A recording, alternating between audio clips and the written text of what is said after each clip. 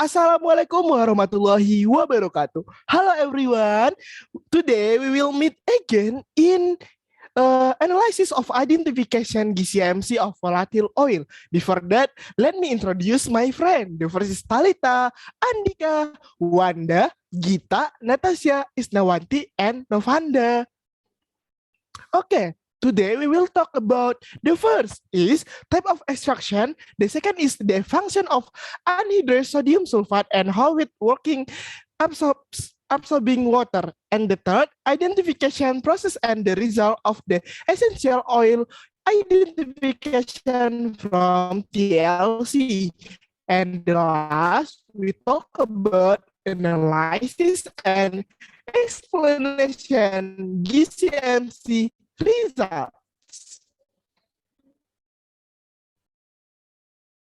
So the next is type of extraction. For the types of extraction, the first one is solvent extraction. Solvent extraction or liquid-liquid extraction or partitioning is a method for separating compounds based on the solubility of their parts. This is done by using two immiscible liquids, for example, like water and organic solvent. For the advantage, the first one is simple and quiet efficient, inexpensive and relatively fast, and requires of quiet, a lower temperature during the process. And then for the disadvantages, produce a small amount of essential oil, need long extraction time. The second is enflourished method. This method is an extraction method that usually use a dense mixture of the animal and vegetable fats to capture essential oil at room temperature. For the advantage, the yield obtained is higher and the quality of the oil obtained is more advantage. The disadvantage is time consuming, labor intensive, and expensive.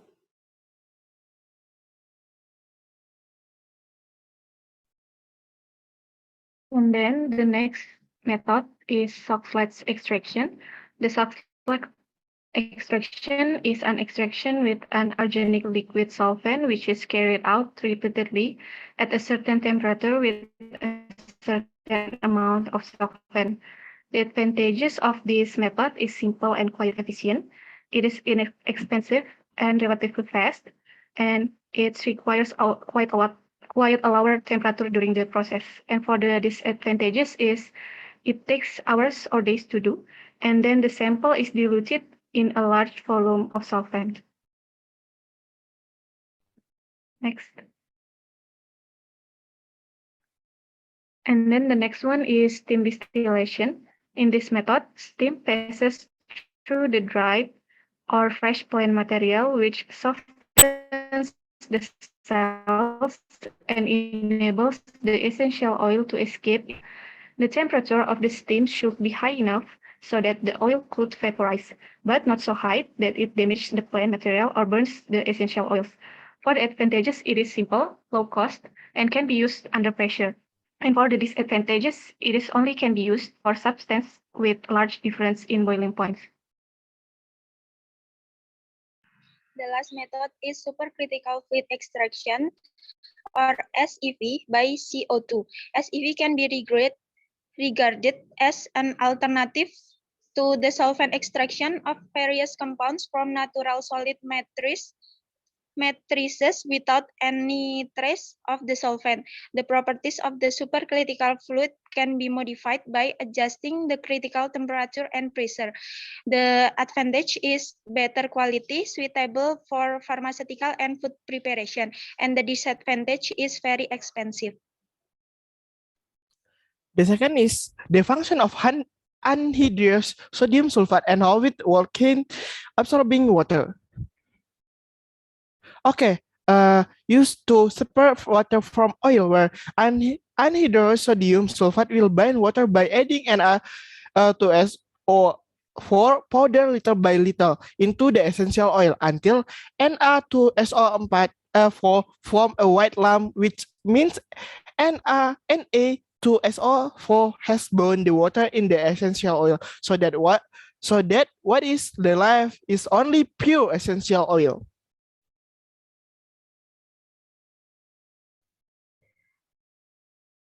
The next question is the identification process and the result of the essential oil identification from TLC. First step is the elution of the mobile phase initiate the thin layer chromatography or TLC process.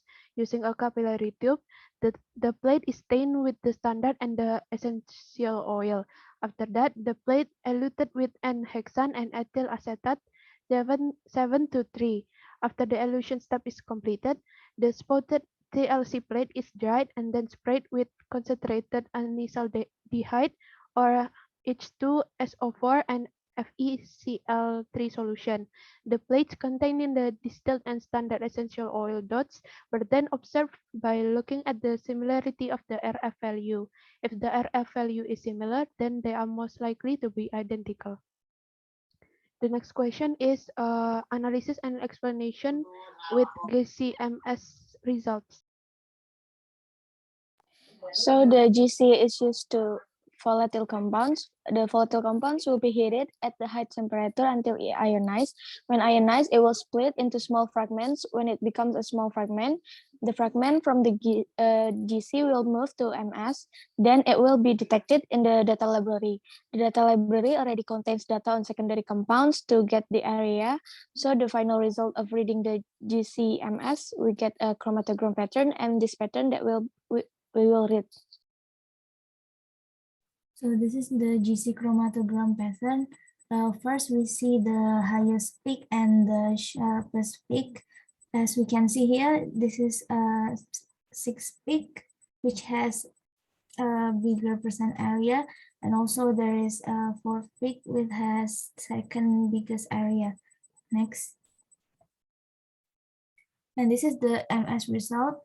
After we obtain the GC result, we obtain the MS result for the peak 6, or we can see it line 6. As we can see, SE1 is having hit 1 is having SE biggest SE.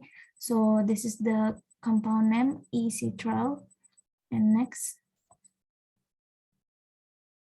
for the line 4, as we can see here, hit 1 has biggest SE.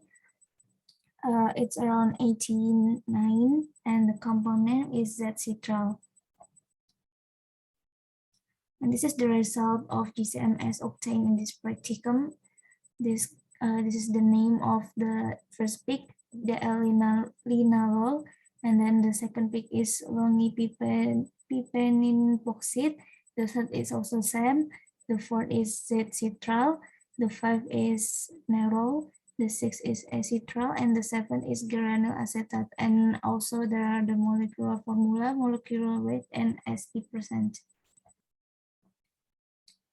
And this is the result of GCMS analysis according to the journal references. As we can see, there is a beta-myrcene and geraniol, limonen, citral, and etc. And this is the relative peak area.